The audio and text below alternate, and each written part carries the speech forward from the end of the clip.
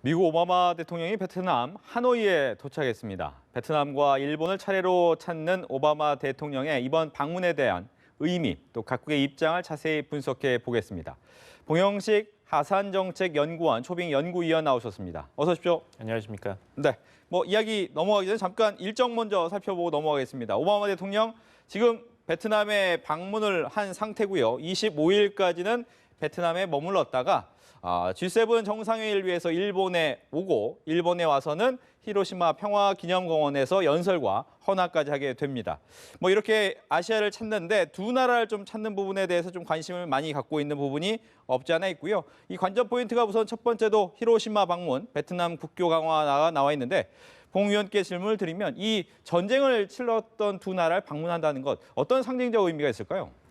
결국에는 오바마 대통령은 오바마표 미국 외교 정책의 성공에 방점을 찍겠다. 임기가 얼마 남지 않은 현 상황에서 자신의 외교 업적을 완성하겠다. 이런 강한 의지가 표명된 것입니다. 네. 결국에는 적대적인 관계에 있었던 국가들과 화해를 함으로써 이라크 전쟁과 경제 위기로 어려웠던 외국의 국제적 위상을 회복한다. 이것이 오바마 행정부의 1기, 2기의 외교 키워드였습니다. 그 연장선상에서 이번 일본과 베트남 방문도 이해할 수가 있습니다. 결국에는 이란과도 화해했고 쿠바와도 화해했고 미얀마와도 관계 개선을 했기 때문에 이제는 과거의 적국이었던 미국이 20세기에 겪었던 큰 전쟁, 베트남 전쟁과 태평양 전쟁 때 적국이었던 베트남 그리고 일본과 화해한다면 오바마의 그 외교 정책의 성공을 확실히 완수할 수 있는 것이죠. 네, 잠깐 설명을 해주셨지만 이 베트남 국교 강화, 즉 베트남 같은 경우에는 이제 오랫동안 전쟁을 치렀지만 진 나라였습니다. 미국 입장에서는 진 전쟁이었는데 클린턴이 전 대통령이 갔을 때만 하더라도 굉장히 이슈화 될 수 있었던 부분은 분명히 있었는데 세 번째 대통령이 또 간다. 그만한 이슈가 있을까요? 어떨까요? 결국에는 키워드는 중국의 부상입니다. 지금 베트남과 미국은 이것을 과거 적대적 관계를 해소하고 보다 높은 수준의 파트너십을 구축한다고 이야기를 하고 있습니다만 그 근저에서는 굉장히 현실적인 고려가 깔려 있습니다. 네. 결국에는 중국의 부상을 어떻게 미국과 베트남이 손을 잡고 견제할 것인가. 여기에 방점이 찍혀 있는 것이죠. 결국에는 베트남 공산당 서기장이 지난해 4월에 갑자기 중국이 베트남이 주장하는 그 영해안에서 유전 시추를 하지 않았습니까? 그래서 바로 7월 달에 전격적으로 미국을 방문했습니다. 네. 미국 입장에서도 베트남을 대중국 그 견제 세력에 끌어들이는 것이 굉장히 전략적으로 중요합니다. 미국 입장에서 이 기회를 놓칠 수가 없고 베트남 입장에서도 계속 증가하는 중국의 위협에 미국을 끌어들일 필요성이 있는 것입니다. 네. 어떻게 보면 이제 나라의 성향으로는 베트남이 훨씬 더 중국에 가까울 수밖에 없음에도 불구하고 미국과 손잡을 가능성이 높아졌다. 그렇다면 이제 시장 개방이나 이런 부분까지 고려를 하는 건가요? 어떤 건가요? 그렇죠. 베트남은 그 TPP, 환태평양 경제협력 그 파트너십의 12개 회원국 중에 하나입니다. 네. 이번 7월에 오바마 대통령의 이제 베트남 방문 이후에 만약 베트남에서 그것을 비준한다면은 오바마 행정부도 굉장히 큰 힘을 얻게 되는 것이죠. 예. 지금 미국이 대선 시즌 아닙니까? 그렇기 때문에 공화당 후보도 그렇고 민주당 후보도 그렇고 이 TPP에 대해서 별로 긍정적인 얘기를 할 수가 없습니다. 하지만 12개 회원국 중에 하나인 베트남이 먼저 이것을 비준을 해준다면은 오바마 행정부로서는 굉장한 원군을 얻게 되는 것이죠. 네. 그렇다면 이제 오바마 대통령이 자신의 이제 외교 정책, 어떻게 그리고 중국에 대한 대응책을 마련하기에 베트남이 굉장히 필요한 나라가 될 수밖에 없는데 그렇다면 이제 보통 원수끼리 만나거나 정상끼리 만나게 됐을 때 어떠한 선물 좀 준비하게 되는데 미국이 준비한 선물이 뭐가 있을까요, 그러면? 두 가지를 볼 수 있습니다. 네. 결국에는 베트남이 제2의 중국이 될 것이다. 이런 전망을 하면서 미국의 대베트남 투자 확대를 위한 경제 조치를 취할 가능성이 있습니다. 두 번째는 안보적인 측면인데요. 네. 그동안 베트남에 대해서 미국은 그 살상무기 금수 조치를 계속 유지해 왔습니다. 예. 지난 2013년에 약간 것을 해제해서 해상 방어에 대해서는 미국의 무기 수출을 좀 허용했습니다만 이것을 전면적으로 금수 조치 해제를 전면적으로 확대할 가능성도 있습니다. 네. 그렇다면 이제 베트남 역시도 어떠한 대응책이 좀 어떻게 보면 선물 같은 게 필요할 텐데 어떤 게 있을까요? 아무래도 아까 말씀드렸다시피 미국과 베트남의 공통분모는 이 부상하는 중국의 군사적 위협을 어떻게 남중국해에서 같이 견제할 것인가에 달려 있습니다. 그렇기 네. 때문에 달라인만에 그 베트남 항구에 미국 선박을 들어오는 것을 허용하는 그런 베트남 정부의 결정도 한번 주목해 볼 만합니다. 그렇군요. 이제 제일 중요한 게 이제 중국의 군사력을 어느 정도 효과적으로 막아낼 것이냐라는 부분이 될 텐데 중국 입장에서는 내가 가야 될 지역에 미군이 온단 말이야. 이 부분에 대해서 굉장한 신경이 많이 쓰일 수밖에 없는데 중국이 가만히 있을 것 같지는 않고요. 중국이 가만히 있지 않겠죠. 벌써 여러 차례 경고의 메시지를 베트남 정부에 보내고 있습니다. 달라인만에 미국 해군이 다시 등장한다는 것은 사실 1975년도 베트남 종전 이후에 40년 만에 다시 미국이 베트남으로 회귀하는 것이거든요. 네. 그리고 만약에 달라인만에서 미국 해군이 정박을 하고 또 필리핀의 수빅만에서 또 미국 해군이 진출을 한다면 남중국해에서 그 스프래틀리 군도에서 각각 5,500km 안에 미국 해군이 그대로 중국과 맞서게 됩니다. 중국 네. 입장에서는 이것을 반길 이유가 하나도 없는 것이죠.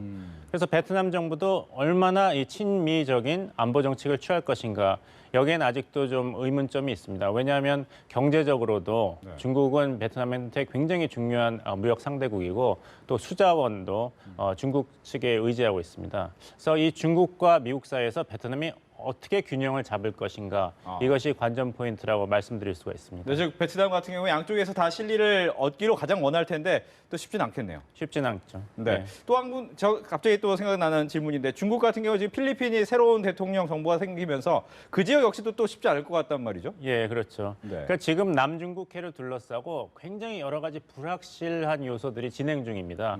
그렇기 때문에 오바마 행정부로서는 네. 얼마 임기가 남지 않은 현 상황에서 챙길 수 있는 것, 확보할 수 있는 것은 안보 협력 파트너 국가들과 확실히 챙기겠다. 이런 데 방점이 찍혀 있는 것입니다. 알겠습니다. 이제 오바마 대통령이 이제 베트남에서 일정을 마치게 되면 일본으로 이동을 하게 되는데 어떻게 보면 이번 방문의 가장 하이라이트가 되겠죠. 히로시마를 방문하게 됩니다. 근데 보면 이제 히로시마의 현직 대통령으로는 처음이다. 이 부분이 왜 중요한 걸까요? 결국에는 히로시마와 나가사키에 원폭을 투하했다는 그 결정은 아직도 역사적으로 굉장히 논쟁이 있습니다. 네. 그렇기 때문에 미국의 그 대통령은 어떤 형식으로 사과를 표명할 것인가에 대해서 그동안 아무래도 그 쉽게 결정을 내리지 못하고 있었죠. 네. 근데 오바마 대통령은 2009년 이제 프라 선언에서부터 자신의 외교 정책의 중요한 이슈 중에 하나는 세계를 핵무기의 공포로부터 해방시키겠다 이런 주장을 해왔습니다. 그 연장선상에서 이 히로시마 방문이 태평양 전쟁 때 원폭 투하에 대한 미국의 사과가 아니라 세상을 핵무기로부터 자유롭게 만들겠다는 본인의 이런 외교 이니셔티브를 완성하는 마지막 그런 외교 행보로 추진하고 있는 것으로 보입니다. 네. 말씀하신 것처럼 핵 없는 세상이 정말 중요하다라는 것을 강조하기 위한 행보다라는 것이 이제 이야기인데 우리나라 입장에서나 다른 사람, 중국의 입장에서도 보면 이거 좀 보기엔 껄끄럽다. 즉 사과 아닌 사과 아니냐라는 생각이 드는 부분이 있습니다. 그럼에도 가야 될 만한 이유가 있을 거예요? 어떨까요? 결국에는 이 지도자의 어떤 결의랄까요? 네. 그런 철학이 반영된 것으로 보입니다. 오바마 대통령이 자주 쓰는 워낙 연설을 잘하는 지도자입니다만 자주 쓰는 표현 중에서 역사의 변곡점을 중시해야 된다. Arc of History라는 표현을 많이 씁니다. 네. 본인도 사실 미국 대통령 중에서 유일하게 처음으로 흑인 대통령이고 하기 때문에 이 역사가 변할 때 이것을 잘 잡아서 후세한테 더 밝은 미래를 남겨줘야 된다. 그것이 비단 국내 정치에만 국한된 것이 아니라 미국의 외교 정책에도 반영돼야 된다. 이런 주장을 많이 해왔습니다. 그래서 히로시마에 가서 내가 현직 미국 대통령으로서 핵무기 없는 세상에 대한 미국의 결의를 확인하겠다. 네. 이런 행보로 보입니다. 예. 말씀하신 것처럼 큰 그림을 가지고 간 오바마 대통령인데 그 그림 때문에 이번 대선에서는 오히려 트럼프한테 훨씬 더 유리해질 것이다. 이런 예측도 나옵니다. 가능한 시나리오입니까? 네, 그렇죠. 이것이 사실 미국 국내 정치적으로 본다면 굉장히 휘발성이 높은 사안입니다. 아니, 전쟁을 일으킨 것은 1941년에 국제법을 위반하면서 진주만을 기습 공격해서 2,000명이 넘는 미국의 사상자를 낸 일본이 사과해야 되는데 왜 미국 대통령이 히로시마에 가느냐. 네. 이런 국내 비판적인 여론이 강하게 있는 것은 사실입니다. 그렇군요. 여기 이제 또 한 가지 뭐 사과는 아니라고 하겠지만 아베 총리 같은 경우는 오히려 이제 하와이 진주만 쪽에 어떻게 보면 답을 위한 방문을 하겠다, 답방을 하겠다 이런 얘기가 나오는데 이 부분은 가능한 얘기일까요? 어떨까요? 글쎄요, 뭐 아베 총리는 이제 오는 11월 페루 아이펙 정상회의에 참석하기로 돼 있습니다. 네. 그때 진주만을 방문해서 2차 세계대전, 특히 태평양 전쟁 때 일본이 미국에 끼친 다대한 그런 피해에 대해서 사과를 할지 이것이 관전 포인트긴 한데 네. 이것이 사실 지금 나온 얘기는 아닙니다. 2015년 4월에 아베 총리가 미국을 방문해서 상하원, 양원 합동연설을 하기 전에 미국 측에서 일단 제안을 했었죠. 진주만에 들려서 어떤 좀 미국 국민들에 대한 메시지를 전달하면 어떻겠느냐 이런 물밑 교섭이 있었던 것으로 알고 있습니다. 그렇지만 네. 일본 정부가 그것을 거절하고 대신에 아베 총리가 제2차 세계대전 그 전사자 기념비에서 일본 정부를 대표해서 미국의 모든 사상자, 전쟁의 피해자에 대해서 진심으로 사죄한다는 메시지를 전달했죠. 2015년 방미 때 벌써 사과의 메시지를 전달했기 때문에 네. 아베 총리가 이번 11월에 진주만에 가서 다시 사과를 한다 그래도 일본 측에서는 그다지 큰 부담은 없을 것이라고 생각합니다. 그렇군요. 이제 히로시마 평화공원에 와서 이 원자폭탄 전몰자 위령비를 방문한단 말이죠. 방문할 때 보니까 이제 일본의 포로가 됐던 노병과 함께 간다. 그럼 어떤 생각을 갖고 가는 걸까요? 결국에는 이번에 나의 히로시마 방문이 미국이 일본에서 사죄하는 것이 아니다, 사과하는 것이 아니다 이런 메시지를 다시 한번 강조하는 것이죠.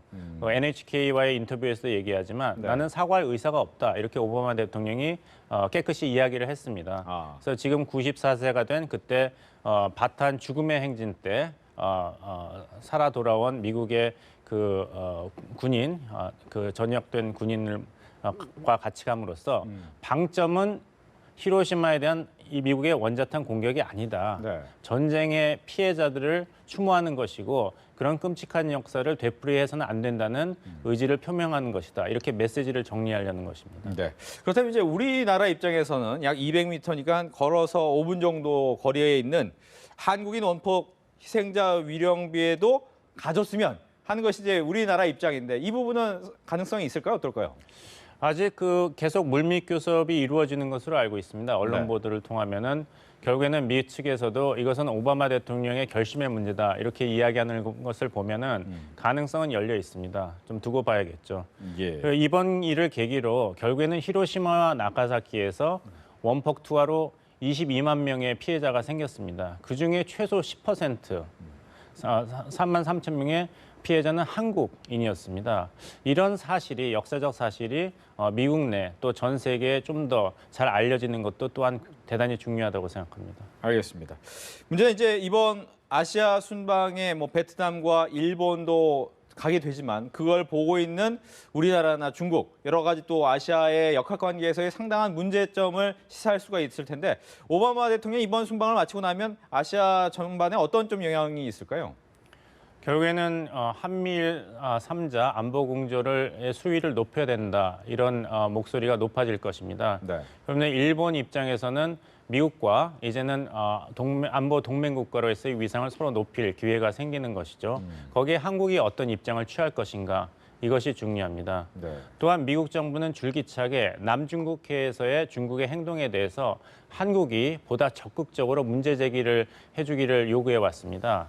지난번에 박 대통령께서 워싱턴에 가셨을 때도 오바마 대통령과의 그 언론 브리핑에서 갑자기 오바마 대통령이 남중국해에서 중국이 국제법을 준수하지 않는 행동을 할 때는 네. 미국 입장에서는 한국도 목소리를 높여주길 원한다. 이런 이야기를 해서 좀 외교적으로 문제랄까요? 이런 거 생겼죠. 그래서 남중국해에서의 미중 간의 각축이 더 수위가 높아질 때 한국의 입장은 무엇인가?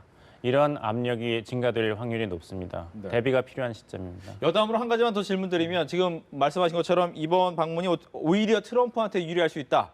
만약 정말 트럼프가 대선을 통해서 대통령이 된다면 지금 한미일 공조에서 미국, 일본과 우리나라 모두 이제 방위비 올리고 더 많이 내라 이렇게 이제 트럼프의 생각은 다르지 않습니까? 그럼 공조의 부분에 있어서 약간의 흔들림은 있지 않을까 이런 우려의 목소리가 나오는데 이 부분은 어떨까요?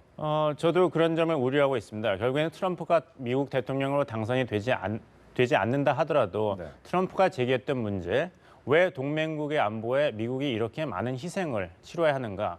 동맹국의 안보는 동맹국이 책임져야 된다. 이런 목소리에 대해서 힐러리 클린턴 민주당 후보도 그것을 무시할 수는 없는 것이죠. 더군다나 일본은 그것을 환영할 이유가 있습니다. 일본이 자국의 방어에 좀 더 많은 부담을 지고 적극적인 역할을 하겠다. 그래서 자위대의 역할을 확대하겠다. 일본 입장에서는 그것이 그다지 기분 나쁜 요구가 아니죠. 그렇다면 일본이 그렇게 할 때 그러면 한국은 무엇을 하고 있냐? 일본만큼은 해야 되지 않겠느냐?